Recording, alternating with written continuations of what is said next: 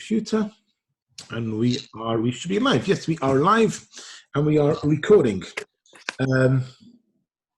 Had an apology, or had a couple of apologies. I'm not sure where David Kennedy is. Said he was coming. Claire apologizes. She can't start until 12:30. I did mention to her that actually we would move to 12:30 for her. She says, not if it's going to be at a disadvantage for anybody else. From next week, is everybody okay? From next week, we start at 12:30? Fine by me. Good. Fine by me. That way, Jonathan's good as well. That way, at least we can start. Chai can come from the start. She has class until 12:30, which she can't miss. Today, within the actual history and bits and pieces, there isn't loads. It's a short period. Well, every single one of them is 100 years, but there is not much development. And hope probably the last half an hour, well, it depends, we'll see how it goes. We will be looking at the structure, language, development, principles of the Talmud. Here comes David. It is very much a lifetime's work to understand it. I would highly recommend this. Well, you can either go for the first one, the Essential Talmud by Rav Steinzatz. I think this one was written way back. I think it was 1976. So it's a long time. Yeah, 1976. So go for that one. I've actually got two copies if anybody wants to borrow. But far better is his new one in 2014, the reference guide to the Talmud. It can be gotten on Amazon. I will show you here. Let's show you. Can be gotten on Amazon. This is one I'm talking about over here. They've only got one of them in stock. It's $25.99. You get it by tomorrow. Or you can get the Kindle edition, $9.68. But it's very much worthwhile to get that book. If you're interested in that sort of thing at all, I really would recommend it. And we will be using it quite extensively. As you can see, a number of reference guides within the book, the reference guide. So this is lecture number 5. We're going to be doing the 5th century according to the Common Era, from the year 400, well, slightly earlier, through to the year 500. The year 500, just to get a very clear stop, is when a Talmudical sage by the name of Ravina II, not to be confused with his great-grandfather Ravina I, who, together with Rav Ashi, actually puts down the first version of the Talmud. Ravina II dies, according to most, pretty much in exactly the year 500. And that is when the Talmud, as we know it now, most probably was closed.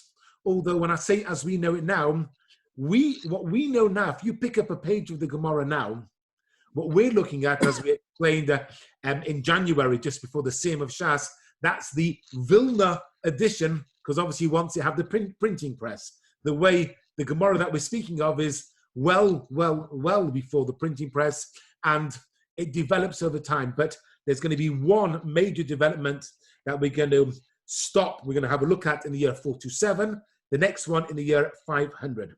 So just to slide us in to the 5th century, we've got a man by the name of Rav Ashi.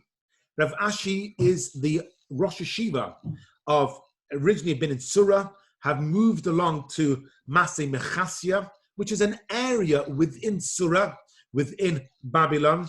He is there from the year 371, so already back in last week's Shira, up till the year 427. He's a Rosh Hashiva for 56 years. His colleague, slightly older than him, is Ravina, and works together, although Ravina takes, even though he's older, actually takes a slightly, not subservient, but more of a student. He allows his younger colleague to be slightly more prominent. They are both very wealthy individuals, which was quite important when it comes to the upheaval that does also beset the Jews in Babylon at that time. Oftentimes, Rav Ashi is compared favorably with Rabbi Yehuda Hanossi, Rebbe, who redacts the Mishnah, in much the same way that Rebbe was a light unto the nations. He was a wealthy man, an individual in his own right. His house was a royal house, both in aspects of the Torah that he taught and vis-a-vis his interactions with the non-Jewish authorities around him. And Rav Ashi has the same sort of way, and he is very similar. The way he works with King Yazid-Gad I, who's the emperor, is very similar to Marcus Aurelius' relationship with Rebbe. How does Rav Ashi begin the monumental task of putting together the Talmud? Bearing in mind that when we speak of the Tanoim, when we speak of the rabbis at the time of the Mishnah, we need to go the whole way back, the very first ones of the times of the Hasmoneans. So Shimon HaSadik, Simon the high priest, who is there when Alexander the Great straddles the world and walks into Jerusalem, and Tignos, the man of Socho, they are the 3rd century BCE. Rav Ashi is in the 5th century CE. It's 800 years later, and he's trying to redact together. He's had a good grounding by Rebbe, who set up the Mishnah, the 6 orders of the Mishnah. And that's what there is at the moment. There are 6 orders of the Mishnah with 63, well, plus, we'll see later on, more than that tractates. What Rav Ashi does is every single year, he gives his students 2 tractates of the Mishnah that they need to learn. And over the course of 30 years, they compiled the basic text of the Talmud. This, of course, is a Talmud Bavli, the Babylonian Talmud, which we'll get to later on, part of its structure, its guiding principles, and its language. But in order to do it, he's got the yeshiva. We've mentioned previously Yarchei Kala, which was twice a year. You have the students coming along from everywhere in the month of Elul and in the month of Adar. But you've also got your nucleus who are there. And before we go any further, it's worthwhile just to have a look at the 2 main communal buildings that are in the Jewish world at that time, both in Israel and in Babylon. A shul, a synagogue, we already have in the time of the second Beis Hamikdash. In fact, last week, when we learned about the move from Israel to Babylon, we mentioned the shul that was in Babylon, that was there from the time of the first Beis Hamikdash. So you already have a concept of a shul, a place where people would congregate to pray. Chief Rabbi Mervis often likes to look at the different names for shuls. One of them is the Beis HaKnesses, literally meaning a place of gathering. This was mainly done for shuls. You later on, and this becomes very much a common practice in Europe before the time of the Baal Shem Tov, so 15th, 16th century, where various professions would have their own shul. In the times of the Gemara, you also have it, primarily because there was a little bit of snobbery. And also, if you were a tanner, English word tanner, Tanner, you were not very much welcome in the goldsmiths, mainly because it stunk. Although we do have a number of the Tanaim, Hebrew word, Aramaic Tanaim, rabbis who were tanners, and they would work like that. But you'd go along to shul, and it was primarily a place of communal prayer, but also where communal needs were discussed. We have in the Gemara the concept of putting up the announcements. Now, everybody, laughs. In fact, looking at our situation, one of the biggest discussions that we had with regards to changing the constitution to allowing a woman president was, where is she going to give the announcements? And I'm like, you're losing the point of it here. A president's job is not the reading of the announcements. That, and in fact, I believe in South Manchester, up until my time, the announcements used to be given by the Rav. I believe Rabbi Reuben was the one that gave the announcements. And in the interim, when there was no Rav, it got taken over by the president. But announcements were very, very important. And announcements weren't just, oh, well, this is what time davening is. This is the shir next week. Announcements would have been, so-and-so has got a field for sale. This is what it is. Even you have the most craziest of all announcements. Ralph, you may remember this from when you're doing the Gemara of Kedushin. If a woman refuses unrealistically, unfairly, but she refuses conjugal rights to her husband, then her name could be read out in the announcements in shul. And as long as every week that she continued, we're not talking about she wasn't well at the wrong time, but if she's being nasty, her dowry that was brought into their household gets reduced pro rata week by week. Announcements were an extremely important part, and those were done in the Beis HaKnesses. Within the Beis HaKnesses, they would read the weekly Sedra. It developed over time. In some places, there was an annual cycle, as we know it now. For a long time, there was a tri-annual cycle. It took every 3 years. I believe in some Reform communities now, they still follow a 3-yearly cycle, although I was told by one Reform minister that what they do there is instead of going from beginning to the end over 3 years, they still want to complete every year. So on year 1, they do the first third of the Sedra. Year 2, they do the second year of the Sedra. So that way, they're doing from Bereshis to the end of Devarim over the year, but its origins is of having a 3-yearly cycle.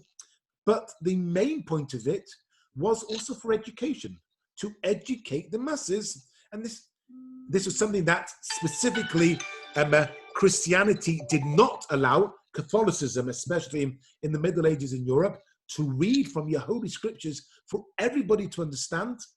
And that's where the origin of the Targum comes along, that you would have the Meturgaman, you would have the translator, who would translate it into whatever the language was, which the spoken language at that point was a version, specifically a version of Aramaic. Aramaic develops over time. We'll get to it later on about how Aramaic develops, but it would be going along, and there would also be the sermon.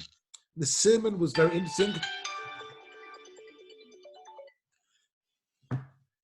You would have thought that people from, we mentioned about announcements being given to say when Shurim are, it seems people look what time the Shurim is called for and then start calling my phone to speak about areas others. I'm actually going to put it on silent because after 3 of them, people would need to sing. The name of the sermon was called Sidra, which is where we get our idea of calling the weekly portion a Sedra. Its real name is the Parasha, Parashat HaShavua. Sidra was the name given to the sermon that was given in the shul. It was given weekly on the weekly parasha, and then that name then gets given to what we call Sidra. It's like the word mezuzah. The word mezuzah in Hebrew really means doorpost, but because we have to put the scroll on the mezuzah, that name now gets associated with the scroll itself. So the word Sidra comes from there. The Sedra would be, the sermon would be given mid-afternoon.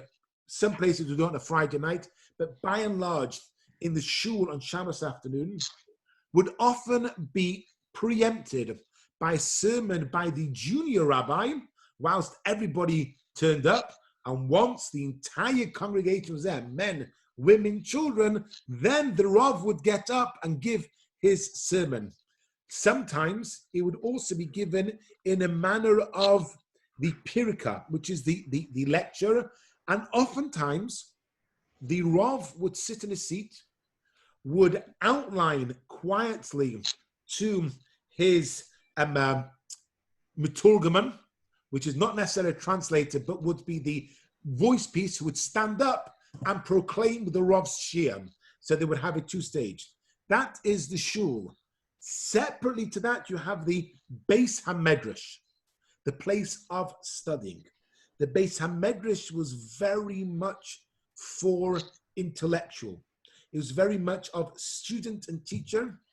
And there were a number of of interesting laws within the Beis HaMedrash, and which gives us an understanding of how the Talmud then develops. The primary objective of the study hall at this point, and it's in our century, it's very much in the form, is to discuss and to resolve the questions of the dilemmas that had been raised. It's not for an individual to reflect upon. If you wanted your own, you went outside. If you had your own problem, leave the study hall, deal with it there. Here is for the collective to understand. Because of that, oftentimes, if somebody brought something up that was viewed by the collective as being incorrect, they could be shouted down. And the language sometimes used would have been sharp.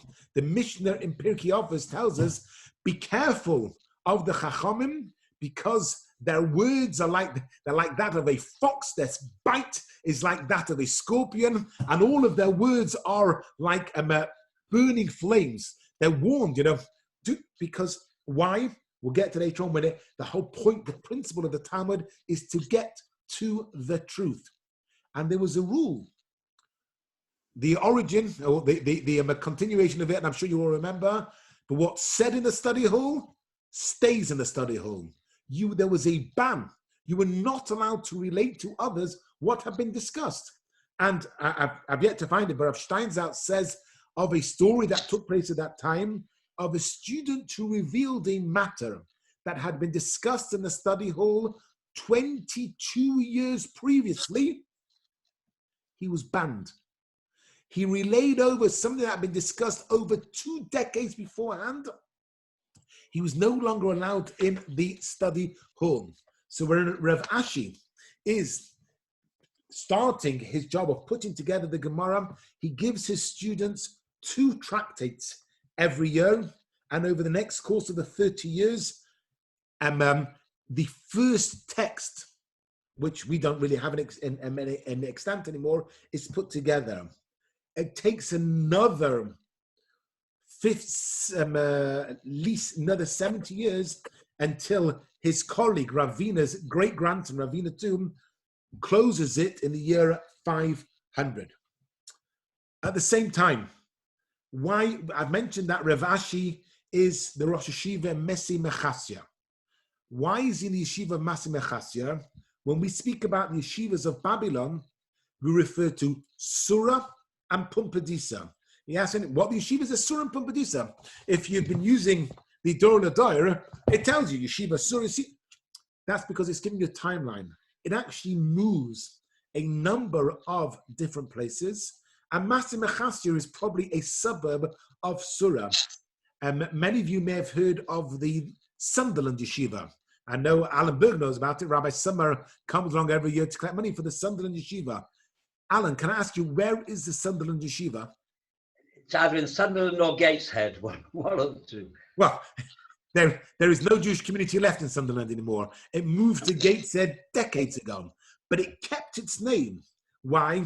Because I have to tell you, Sunderland, a long time ago, when the Ponevezher Rosh Yeshiva came along to England, I think it was before the Second World War, he came along to Sunderland. And whilst he was there, he got shown this little shtetl of Gateshead. Then things sort of moved over after the war, things moved over but when the Sunderland Yeshiva, it kept its name of the Sunderland Yeshiva. This is who we were. So the Yeshiva of Surah has moved to Masei Mechasya, which there is a little bit of a discussion whether it's actually a suburb of Surah or is actually a town outside, although close to. How does that happen? You have Rav Papa. Anyone who's ever finished a tractate of Gemara will recognize the name of Rav Papa, because at the Siyam, we say Rami Bar Papa, and we list Rav Papa's 10 sons. Rav Papa passes away, Rav Papa passed away in the year 371. 20 years earlier, in 352, he moves the yeshiva from Surah to Masei Mechasya and sets it up there. Rav Papa was a wealthy individual. Every time they completed a tractate, he put up a massive party for everyone else, and he's mentioned over 1,000 times within the Talmud. And he was the one that moved it from Surah to Masei Mechasya, but he kept its name. He passes away in 371. So when Rav Ashi takes over in 371, it still has the name of Surah. Now, just to put into context, we always like to do what's happening in the wider world with regards to the Jews at that time. And why, to the beginning, it made it easier. In 390, Rome declares a truce with the Parthian Empire, who were the Parthian rulers of Babylon. And the Jews living in Babylon don't have to worry about the Roman and then the Christian edicts, which are taking place in the rest of the Roman Empire, and they can sort of relax. In 399, right at the beginning of our century, King Yazdegerd I becomes the emperor. He is good friends with Rav Ashi, and as I mentioned, is often compared very favorably like Marcus Aurelius. So if we go back 2 centuries, Marcus Aurelius, who was the leader, the Roman emperor at the time of Rabbi Yehuda HaNasi, becomes friends with him on a personal level and allows Rebbe, or gives room for Rebbe to do the Mishnah. King Yazdegerd I has got the same relationship with Rav Ashi.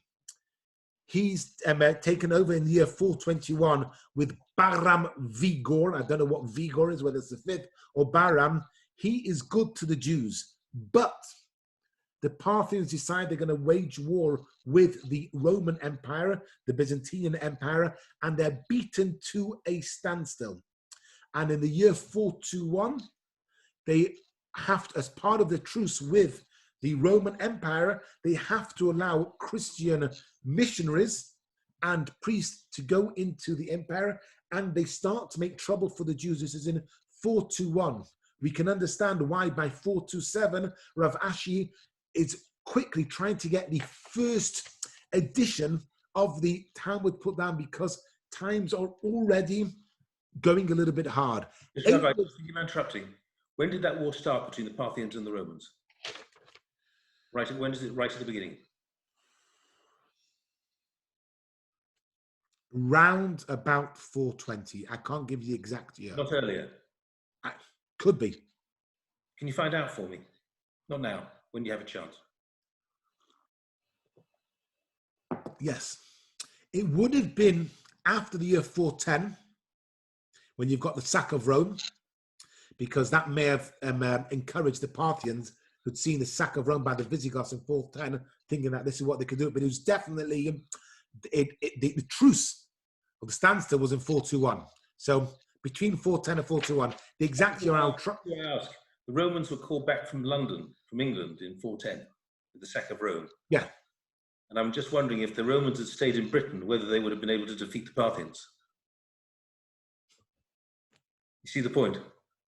You mean it's all the Brits' fault? Let us go back though to Israel, to Babylon. We've got Mar ben Rav Ashi. He's known as, he's literally called Rabbi Mer, the son of Rav Ashi. He has got his own name, which, let's make sure we give you his proper name. Rav Yemen. Tavyumi. He's known as Tavyumi, but he's always referred to as Mar ben Rav Ashi. He, 8 years after his father passes away, he continued his father's works in 435, but he faces political troubles. In 441, so 20 years after they've been called to a standstill, Yazdegerd II declares war once again against the Byzantine Empire. When he does that, for a while he wins, and he murders or expels all of the Christian priests. And at the same time, he brings a number of measures and decrees against the Jews, bearing in mind that even though Christianity has declared itself its own religion, in the eyes of somebody like the Parthians, the Babylonians, pagans, or other religions, Christianity is still very much, very similar, and the offspring of Judaism. And therefore, the fact that Christianity has now become the official state religion of Rome, so when Rome are problematic, that means Christians are problematic, which means that the Jews are problematic. So we get caught up in this war between the Babylonians, the Parthians, and the the dying Roman Empire. So he has a go. Yazdegerd II kills and expels all of the Christian priests and missionaries, but he enacts a number of decrees against the Jews. He dies in 457, and 10 years later, in 467, Mar, the son of Rav Ashi, dies. He has done a lot of good work in the previous decade and a half since his father has passed away. 4 decades, 40 years since his father has passed away. And he's really laying the groundwork for the next stage of the redaction of the Talmud. Unfortunately, at this time, you've got a wicked king called Peroz II.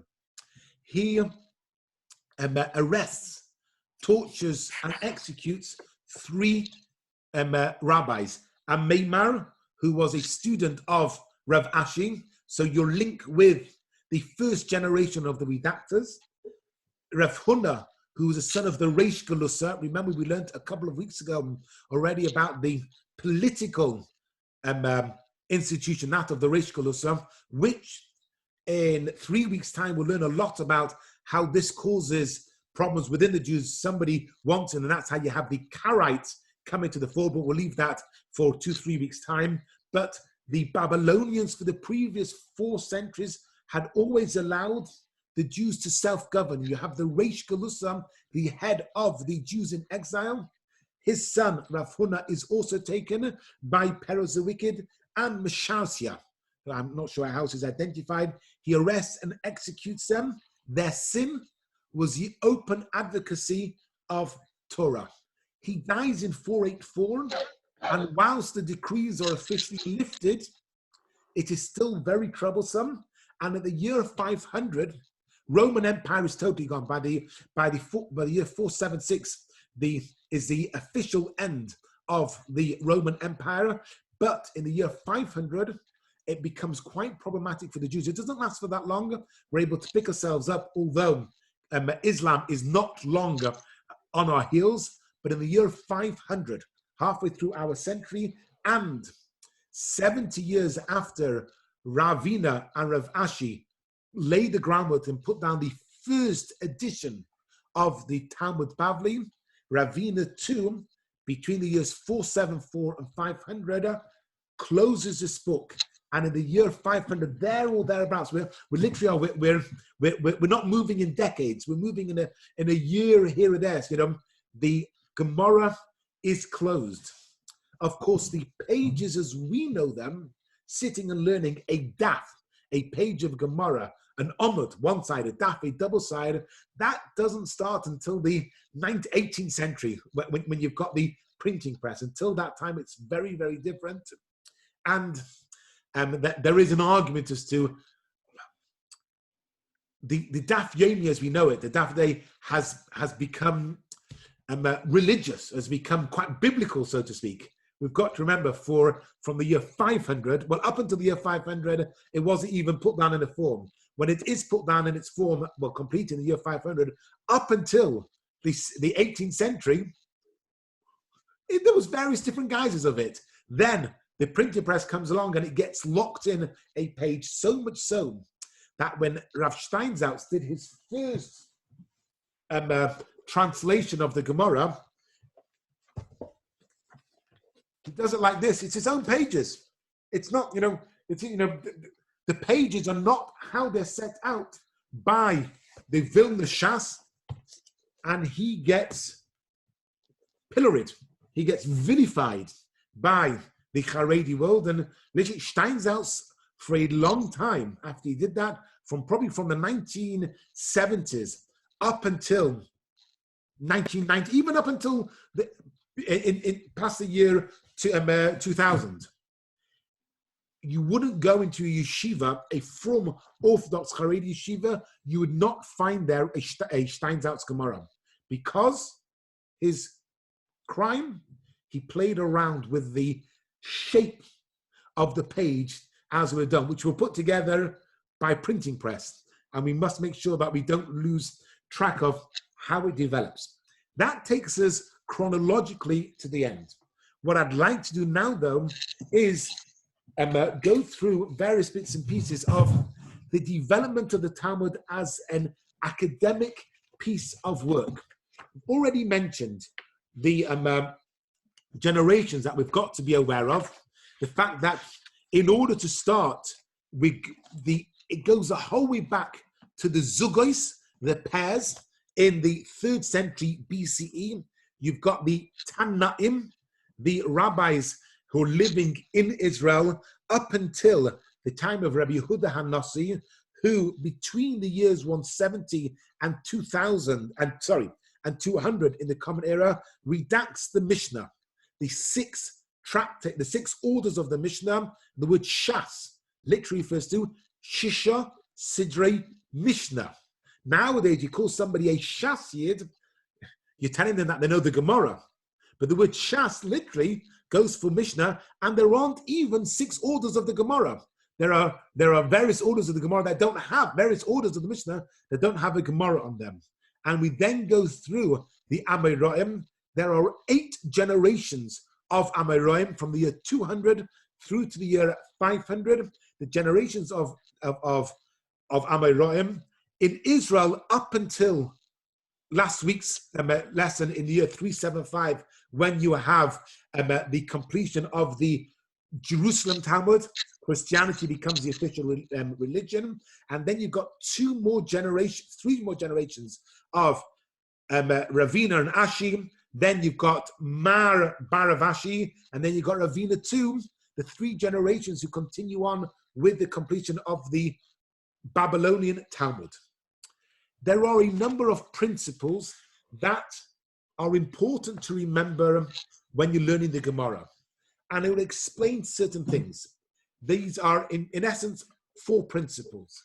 Principle number 1 is that the Mishnah, in its form, are incontrovertible, they're unchallengeable. And if you've got a latter-day Amoira questioning the Mishnah, he has to have Tanaitic precedent in order to say, well, he can't just all of a sudden decide, I disagree with that. The Mishnah is, dare I say it, the gospel truth. It's not to be messed around with. And why? Because the authority of the Mishnah is not on the individual opinion on the sages, but because these facts were established and endorsed by, don't shoot me down, Ian, divine revelation. There is a concept over here that even though we're talking about Torah Shebe'al Peh, the oral law, and Ruach and Nevuah, prophecy, finished already at the beginning of the second Beis Hamikdash, the Anshe Knesset Agdeda, the men of the Great Assembly, and you have the last ones of them once the Bible is canonized at the time of Ezra and Nehemiah, when at the very beginning of the second Beis Hamikdash, they canonize the books of Tanakh, beginning with Bereshis, ending with Divrei Hayamim, and we no longer have Nevuah. We do have, though, divine revelation of Ruach HaKodesh, which is something different. And what they are saying, we often refer to Halacha LaMoshe Misina. We had last week in the Gemara, Shabbos, referring to the letter Shin on the side of the bias, on the side of the house of the Shalrosh. That's Halacha LaMoshe Misina. It was a law given to Moses at Sinai, and it carries with it weight, the same weight as the Torah says, do not kindle a fire in your households on Shabbos. That is exactly the same as the halacha LaMoshe Misina. You've got to have a shin, 1-3 and 1-4. And if you don't, you're tefillin apostle, you may as well not put them on. Halach, and this is what we have transmitted down. So that forms the basis of the Mishnah being a truth, and you're not there to argue against it, but rather to understand it. The second principle, working off from that, is that every word, the specific wording of the Mishnah, is specific. And therefore, any conclusions, even far-reaching conclusions, can be drawn from that. Not only the wording, But the order we had just 2 days ago in the Gemara, the Reisha or the Sefer, the first half of the Mishnah, the second half. And because the first half is written first, then that must have an impact on the second half of the Mishnah. The fundamental idea here is that the sage, in the Talmudical sense, is a person who's embodying perfection, not just intellectual excellence. He's expressing and embodying God's word as revealed in the Torah. It's never him. It's not about what I am saying. And so therefore, have an anonymous Mishnah.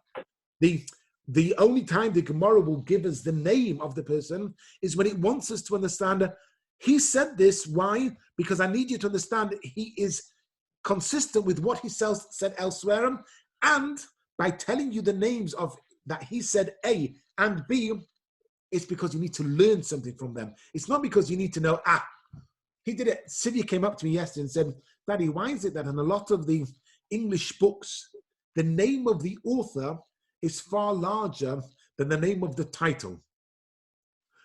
So I said, look, he wants to promote himself. You know, it's not a problem. You're allowed to do that. But here, when we have the name of each of the Tanoim, one of the famous Tanoim we have, so when I say famous, we know one thing he said. Ben Hey, we don't even know his name. We know his father's name, and he tells you, Ben Bagbag. His name Ben Bagbag. Look into it and look into it because everything is in it. Do not depart from it. It's subscribed in the Mishnah Pirkei Avos. We don't know anything else he said. We don't even know his name. We know his father's name, Bagbag, Ben Bagbag. So the second principle is that even the mundane conversation of the scholars warrants study. That's what Gemara and Avodah Zarah tells us. And so because principle number one, the Mishnah itself is uncontrovertible truth, principle number two is the fact that not only is everything, but the order they say it, the language that they use, why they said it like this and not like that, which is why we had a couple of weeks ago the Mishnah describing various items you can or cannot wear on Shabbos. And the Mishnah says, what are they? I need to know what you're talking about. You say they can wear this, they can't wear that. What is this item of clothing? And if you don't know, you can't actually paskin from it. The third principle is that in order to understand it, they're not there to make a machlokes. The goal is not to accentuate the divisions between opinions and to have Beis Hillel, Beis Shammai. Therefore, you've got to know. Sometimes we do have that, and in fact, somebody who insists on following Beis Shammai when the halacha is not, is referred to quite derogatorily as a shamuti, that they follow along Beis Shammai, because the point of it is to try and reconcile arguments. Hillel and Shammai themselves only argued, I think, 6 times.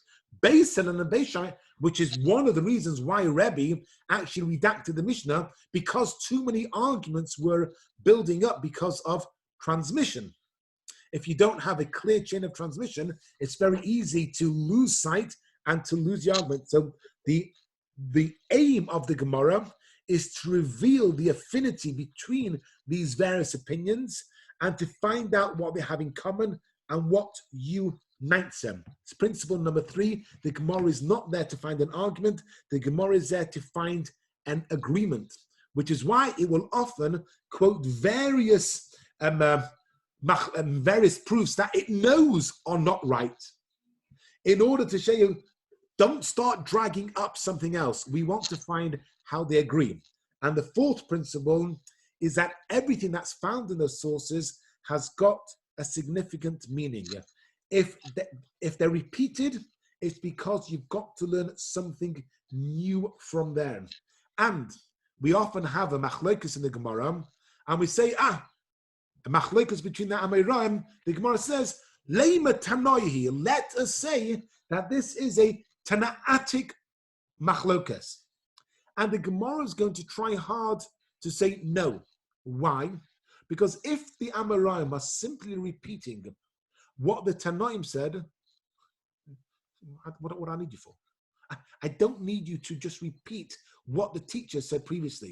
If I need to know what the teacher said, I'll open up the book and I'll learn what the teacher said. I don't gain anything by perpetuating that argument. If we have an Amoraim, an Amaratic argument, which seems to be repeating a Tanaitic one, it must be that there is a subtle difference between the two, and the Gemara will always try to get them. So the basic principles can be summarized. Number one, the Mishnah and all of the Tanaitic sources are the source material in the Gemara's quest for truth. They're precise and accurate in every detail. You've got to look to see what they have in common, and each statement has an independent and significant meaning. With those in mind, we can sort of try to understand why sometimes things fly all over the place. Over the last week in Gemara Shabbos, we had a little bit, not much, a little bit of Agadic material. Those who were doing Masechtas Brachas knows how we had loads of Agadic material. Why do we have? We've got to understand that halacha and Eigoda within the Gemara complement each other. They do not contradict each other. When you've got a lot of Agadic material, the two Masechtas that have got the most is Brachas and Soita. Whereas when we finish on the 10th of August, when we finish Masechtas Shabbos, all 156 double pages of it, and we start Masechtas Eruvin, when we go through Eruvin, you will find hardly any Agadic material. Just a word of warning, if you thought some of the last few pages that we had on Masechtas Shabbos over Shabbos and Sunday and a little bit yesterday were difficult, wait until the second half of August when you begin with Eruvin. But having said that, once you finish Shabbos and Eruvin, we've got a little bit of an easier time. It then goes slightly easier as we go through the rest of Seder Moyed. But why is there more in one than the other? Eruvin doesn't have any Agadah because Masechtas Tractate Brachas is moral and religious issues. And therefore, if it's moral, if it's religious, there has to be attention paid to Agadah. Agadah is not Aesop's fables. Agadah isn't your grandmother's bedtime stories to put the kids to bed. Agadah were teaching moral and ethical issues that were important. When an Amora quotes an Agadah, it's in order to enable him to understand the moral point, and that moral point is to get to a halacha. It complements each other. We had on Shabbos a halachic concept of that if somebody forgets about Gemara Shabbos, the day of Shabbos, and he does many more, he knows you're not allowed to do that, but he just forgot it was Shabbos. He's no Amoret. He knows I'm not allowed to reap and I'm not allowed to grind. Forgot it Shabbos. And he does many malachas. Then, oy vavoy, he remembers. Once he remembers, he then remembers it's Shabbos, but mitamol forgets all of the aspects of Shabbos which he previously knew half on that same day. We're talking about the same Shabbos. He's not, and so therefore the Gemara is going on. Does one? Some of you were saying, I'm sorry, Alan said, how on earth is this possible? The reality is it's irrelevant whether that scenario is likely or whether it is so far-fetched that it would never happen. The reason why the Gemara is developing this scenario is because it has to get through to the truth. Can one carbon atone, and then on to the next page, well, does the knowledge of what you've done wrong, does that achieve kapara? And so because they're going down to it, Steinzer says, you may sometimes have a scientific experiment and you never get anywhere. Or as we are often told, Thomas Edison didn't fail 100 times, but he figured out 100 different ways how not to make the light bulb. Every single one. And the Gemara has, because the student of the Talmud, his real goal is study, which is why we don't paskin halacha from Gemara. And that's why Rambam, much later, writes down his Sefer Yad HaChazaka. He writes down the halacha, doesn't quote his source material in the Gemara, gets in trouble for it. But the reason why he didn't quote it is because, why should I? We don't paskin black and white from the Gemara. You need to know how it develops. And he gets in trouble because the Gemara definitely by then, as we say, you may have been living in Barcelona. You may have been, but where did the Jew live? He lived on the streets of Surah and Pumbedisa as they were to be found in the Talmud. Nowadays, unfortunately, you have the difference. You can have people who are living in Tel Aviv, but where's their spiritual home? Paris and New York. The spiritual home, and say, the Tanoim knew the back streets of the Talmud like they knew the back streets of Surah and Pumbedisa. This was their home. And so the student's job was to learn. Talmud Torah, the bracha we make in the morning, is the learning of it. The halacha, I'll get to later on. So, agadata within brachas and seita, moral issues. And so therefore we're going to pay attention to agadata, which can point me to moral. Eruvin, there's not really any moral or religious issues when we're talking about Eruvin. Where are your parameters of your home for Shabbos? And so therefore you will not have much agadata in it. Because I mentioned brachas and seita, I think it's worth a while just to understand when we say the different tractates. We've already said that Shas refers to Shisha Sidrei, the 6 orders of the Mishnah as put together by Rabbi Yehuda Hanassi. Within it, there are Barachas, Peah, Demai, Kilaim, Shvius, Terumas, Maisrus, Maisasheni, Chala, Orla, and Bikurim. There are 11 tractates within the order of Zerayim. One has got a Gemara on it, Gemara Bavli, which is Maseches Brachas. So when 75 days ago we finished Maseches Brachas, one wag said, we finished the entire Talmud on the order of Zerayim. The Jerusalem Talmud has got on every single one. There is a tractate on every single one of Zerayim, probably because they were far more agricultural than in Babylon.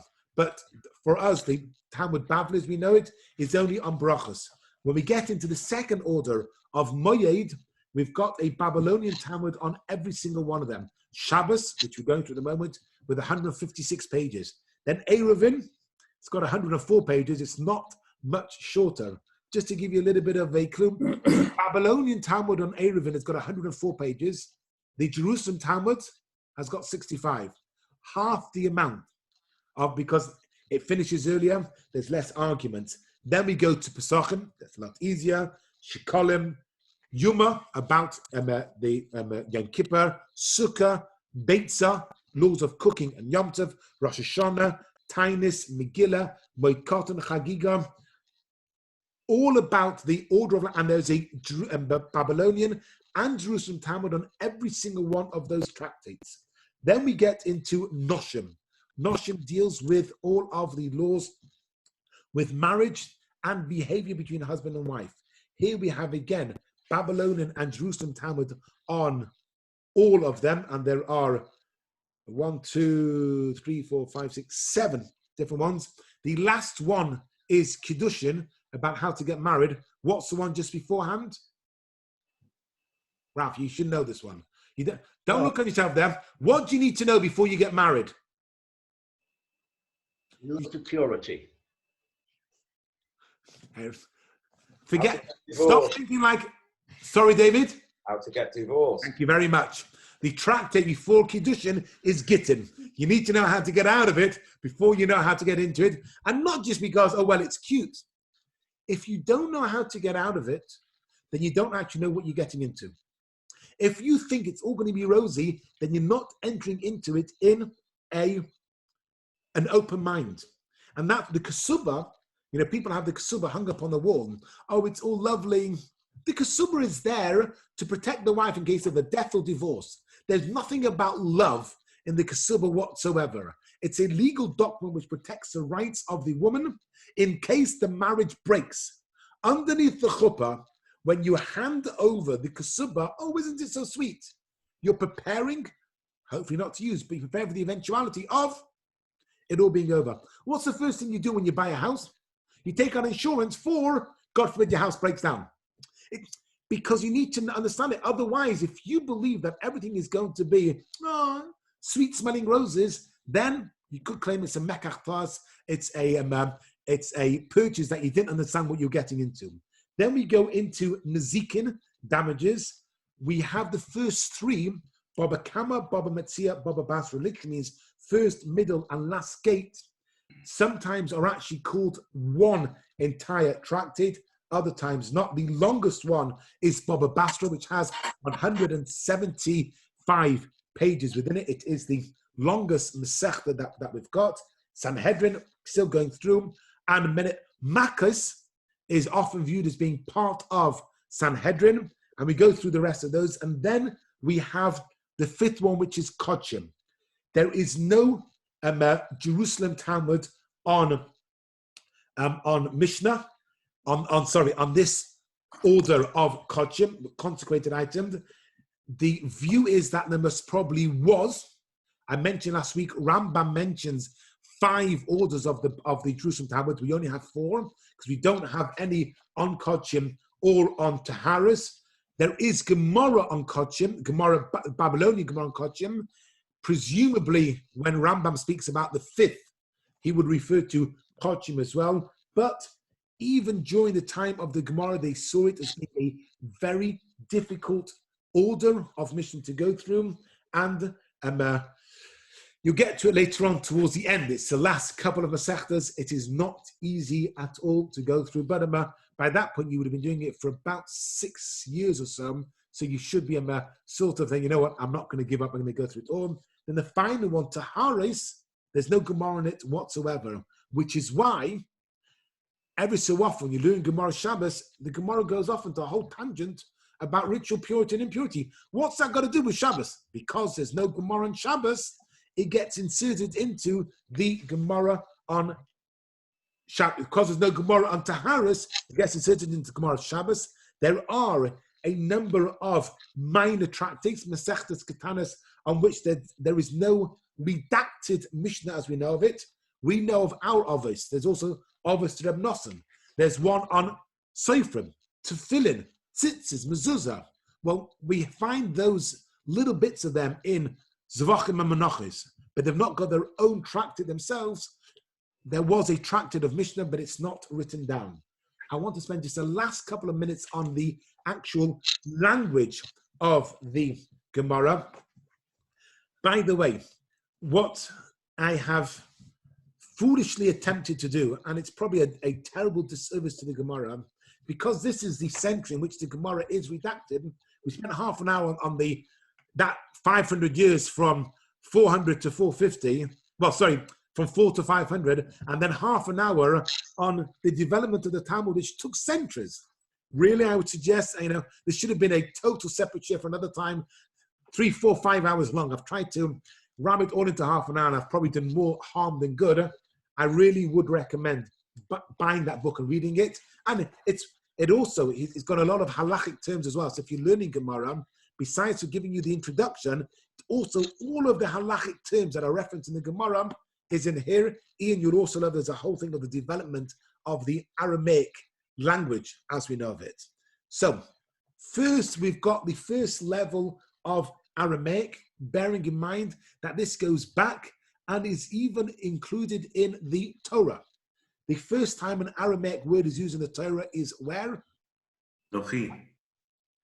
Aramaic, not Egyptian, and earlier than Anochi. Yeah? Yes? When Yaakov and Lavan meet up again, Yaakov runs away, Lavan runs after him, and they set up the monument. Yaakov calls it Gal Eid. Lavan calls it Yagar Shahadusa. It's Aramaic within the Torah itself, and not just like Anochi, which is a Hebrew word, which then gets used within Egyptian. Yigar Shahadusa is black and white Aramaic, which is why the Torah has to tell us Yaakov called it Gal Eid. That's the Hebrew of Yigar Shahadusa. So it's not an Aramaic word that gets used in Hebrew and has got lives in both languages. It is the only time we have within Chamisha Chumshei Torah, the 5 books of the Torah, an actual exclusively Aramaic word. Anochi is a connection. Moshe, the name Moshe was given to him by Batya, and the Torah tells you why. Ki minamai mishisihu, because I drew him out of the water to draw out mishisihu Moshe. Well, what would Batya have said in Hebrew? Mishisihu, I drew him out. That's Hebrew. Must be that Mishisihu in Hebrew is also how the Egyptians said to draw something out of water, and so therefore he gets the name Moshe. But that's a word which is the same in both languages. Yigar Shahadusa is exclusively Aramaic, but in the books of Ezra and Daniel, half of Ezra and Daniel are written within classical Aramaic. And that's the first level of classical Aramaic. And during the time of Persia, so we've got when you've got Hananiah, Mishael, and Azariah, their 3 names are a big deny. The 3 that got thrown into the furnace, how are they known in Aramaic? Shadrach, Meshach, and Abednego. Yeah, Hananiah, Mishael, and Azariah, far easier to remember. I knew one of you would remember that. So they're living in what is then called Persia. That language is classical Aramaic and is already known as an international language, which is why some of our books are written in Aramaic fully. The names of the months of the year, Nisan, Siv, and Tammuz, Babylonian names. Up until that time, they're given month 1, month 2, month 3. It's only when we get to the book of Esther, they said, Chodesh Adar, which is Chodesh Adar. The month, the 12th month, which is Adar. Now, these months, every kid knows them. They were originally known as month 1, month 2. You then get Middle Aramaic, that's spoken by the people living in Eretz Yisrael, Syria, and some parts of the Persian Empire, beginning with the Hellenistic period. So we're coming along now to the 2nd century BCE, 200 or so years after Daniel. Then it splits into 2 branches. You've got Western Aramaic, often referred to as Galilean Aramaic, which is the Yidden, the Jews living in the northeast of Israel after the destruction of the temple. You've got the Christians living in Israel, which is a foundation from whence they then started to write the Christian Bible in Greek. And you've also got Samaritan Aramaic, which is go along to Syriac and the other dialects, which is mainly the dialect of the Babylonian Talmud. Next week, well, more 2 weeks' time, we're going to come along to the Muslim Arabic conquest of the Near East. Arabic replaces Aramaic as a standard language, and Aramaic is only used as a spoken language in a few places, such as Malula in Syria, where you've got various, one dialect of Western Aramaic is done, Kurdistan, parts of northern Iraq, etc. Over time, Hebrew and Aramaic sort of flowed into each other, and the Gemara is very much a mishmash. We have exactly the same thing happening with Yiddish. In Europe, in the 17th, 18th, and 19th century, when Yiddish, and it takes on its various dialects. I grew up speaking English. Before I went to high school, my father wanted me to learn Yiddish because I went to a Hasidic high school which only spoke in Yiddish. So I went along to the Lubavitch Yeshiva, and my father arranged for me 1 or 2 tutors. They were Chabad Hasidim. So my Yiddish began off as Russian Yiddish, Chabad Yiddish, White Russia. I went to the Hasidic school. They were all Polishes. They used to tease me that my Yiddish accent was very much Russian. But when I continued going back to yeshiva learning before my bar mitzvah, the Bachrim accused me of saying that my Yiddish was Polish Yiddish because had a cut. But that's, and then you have the same thing in Spain with Ladino. it develops along each time according to the language. Now, Yiddish is very much Americanized. You go, how do you do it? It's a driveway. How do you say driveway in Yiddish? A driveway. Because I take, in other words, Ivrit has got more in common, has got a lot that it owes to Russian, because the developers of Ivrit had all come along from Russia. How do you say jellyfish in Ivrit? I'm finishing now. How do you say jellyfish in Ivrit? Something dag. Medusa. Yeah. What language? How do you say jellyfish in Russian? Medusa. Russian itself, where does it get it from? The Medusa of Greek mythology, who had snakes coming out of her hair. Language develops and gets picked up and gets borrowed. One thing going into another. That, my apologies for really destroying the beauty of the Talmud and trying to ram it into half an hour. Jonathan's giving me a thumbs up, so that's all right. Next week, we will go into we'll probably cover 2 centuries, because between 500 and 600, it's not that much. It's a development of the Savei Ro'im, and we've already done a lot of the Gemara. 600 to 700, of course, is the Muslim conquest of Arabia and then Spain. And of course, next week we're starting at 12:30 instead of 12. Yes, Alan. Just very quickly, Rabbi Yehuda Hanassi, who redacted the Mishnah, what was his source material for the information in the Mishnah? Everything that his predecessor had said from the time of Antignos Shiseiche. He was literally just they were sitting and they're learning. He sees temples been destroyed. They're starting to lose that chain. They're arguing more. That's why he redacts the Mishnah. His source material was what they'd been learning in the yeshivas for the last 500 years. So it just goes back and back and back. Yeah. Yeah. That's why we say the beginning of the Mishnah Pirkei Avos, Moshe Kibbutz Mesirai, Mesirai Shush, it's going to be him. They go the whole way along. I had pulled up, there is a Rashi that you worthwhile to look at this Rashi on Baba Metzia. No, not this one here. I want.